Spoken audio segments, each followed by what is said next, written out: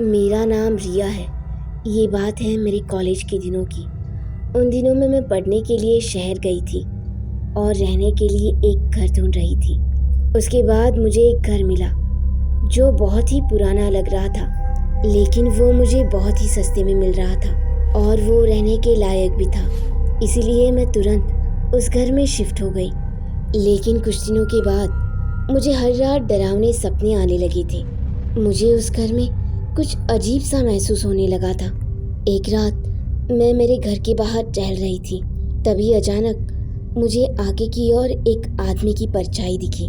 मैं चलते हुए आगे की ओर गई तो देखा एक आदमी मेरे सामने आ गया। उसके सर पर किसी ने वार किया था। उस आदमी ने मुझसे कहा, तुमने मारा है मुझे, अब मैं बदला लूंगा, तुम्हें जान से मार दूंगा।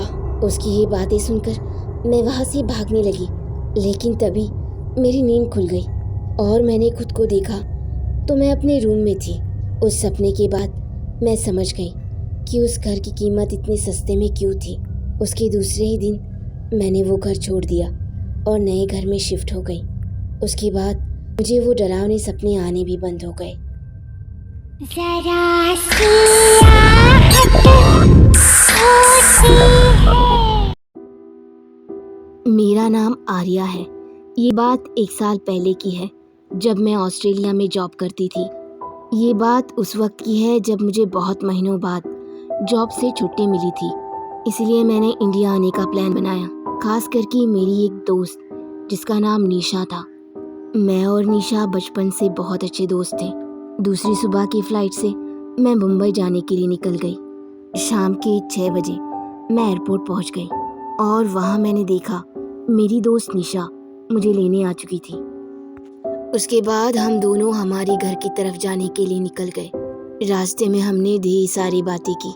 कुछ देर बाद निशा ने मुझे मेरे घर छोड़ा और वो अपने घर की तरफ निकल गई। घर में मुझे मेरी माँ देखकर बहुत ही खुश हुई। उसके बाद मुझे मेरी माँ ने पूछा, बेटा क्या तुम एयरपोर्ट से अकेली आई हो? मैंने कहा, नहीं, मैं तो निशा के साथ आई हूँ। तब मेरी माँ मुझे अजीब नज़र से देखने लगी। फिर मैंने अपनी माँ से पूछा, क्या हुआ माँ, आप मुझे ऐसे क्यों देख रही हो?